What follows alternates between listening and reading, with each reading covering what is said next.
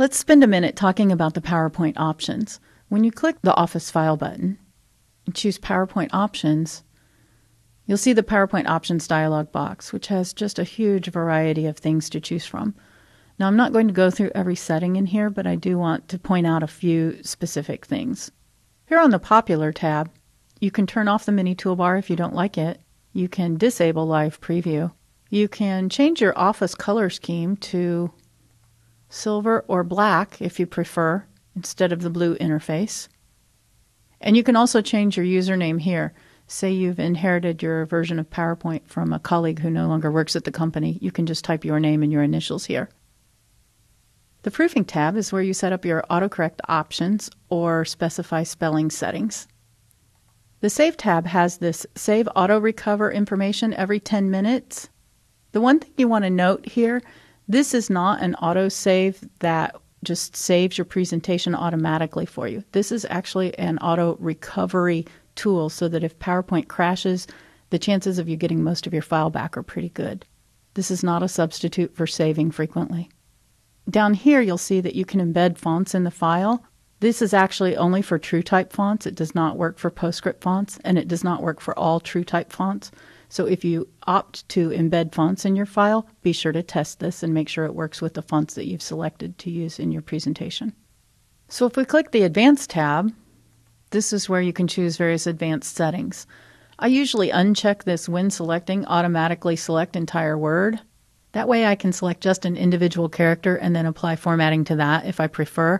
When this is selected, even if I select an individual character, PowerPoint forces me to select the entire word, and I find it incredibly distracting, so I usually uncheck this option.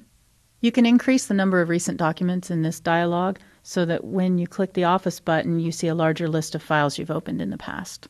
What you should know about the options under Slideshow are that they apply to this computer. They are not presentation specific. Those settings do not travel with a presentation. So if you uncheck End with Black Slide, presentations on your computer will no longer end with a black slide, but if you send a presentation to someone else, it may still end with a black slide depending on what they've selected on their end. In the Print section, you can uncheck Print in Background, and if things are not actually printing correctly, you may want to choose High Quality Printing, just in case. Be sure to install a Windows certified printer driver on your computer.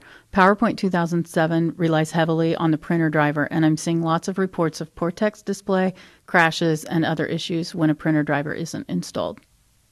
At the bottom of this dialog, you'll see an option for link sounds with file size greater than 100 kilobytes. This actually applies only to waves. It does not apply to MP3s, MIDIs, or any other sound files. You can also increase the size here up to 50,000. And that will embed a wave sound of almost 50 megs.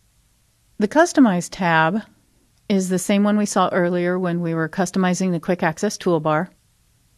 The Add-ins tab is where you'll see a list of add-ins, which are utilities that extend PowerPoint's capabilities in various ways. In PowerPoint, the Trust Center isn't important unless you're working with files that include macros. That's actually fairly rare in PowerPoint, but this is where you would come to enable macros if you are working with those types of files. The Resources tab is where you go to check for updates, where you go to see what version of PowerPoint 2007 you're using. For instance, if you've actually applied service packs or things like that.